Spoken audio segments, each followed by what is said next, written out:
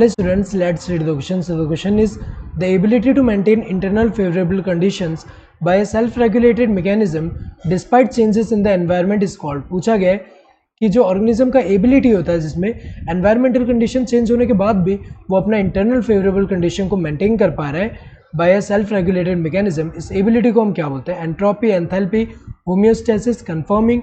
सो इसको हम होम्योस्टेसिस बोलते हैं। जैसे अगर हम देखें एग्जांपल, इस ऑर्गेनिज्म में ये जो होम्योस्टेसिस, ये जो इसमें एबिलिटी है कि ये जो है इंटरनल फेवरेबल कंडीशन को मेंटेन कर पाए despite of changing environmental condition. जैसे कि यहाँ पे एक्सटर्नल टेम्परेचर चाहे इंक्रीज हो या फिर डिक्रीज हो, इस ऑर्गेनिज्म में एबिलिटी है कि ये जो अपना इंटरनल टेम्परेचर है उसको मेंटेन कर पा रहा है।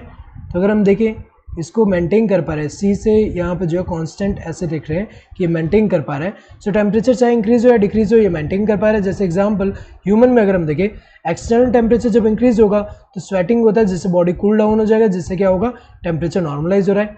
और जब एक्सटर्नल टेम्परेचर कम होगा तो बॉडी क्या करेगा, शिवर करेगा, जिससे हीट जनरेट होगा और जो बॉडी है उसका टेम्परेचर नॉर्मलाइज हो जाएगा।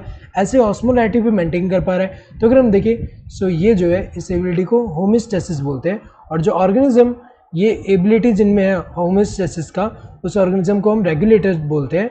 और रेगुलेटर में कौन आते हैं? जैसे कि ऑल बर्ड्स एंड मैमल्स जो है ये रेगुलेटर में आते हैं, and few, very few lower vertebrates and invertebrate species भी आते हैं इसमें। तो अगर हम देखें, ये जो है ये करेक्ट है। इस एबिलिटी को हम क्या बोलते हैं? होम्योस्टेसिस बोलते हैं। एंट्रोपी नहीं बोलते हैं। एंट्रोपी का मतलब क्या होता है? अगर हम देखें, एंट्रोपी क्या होता है? Entropy is the measure of disorder और रैंडमनेस इन अ सिस्टम। तो ये तो नहीं है, इसको ये तो नहीं बोल रहे। एंथैल्पी भी नहीं बोल रहे। एंथैल्पी क्या होता है? ये टोटल हीट कंटेंट होता है सिस्टम का एट कांस्टेंट प्रेशर। तो ये तो गलत है। कन्फर्मिंग भी नहीं बोलते।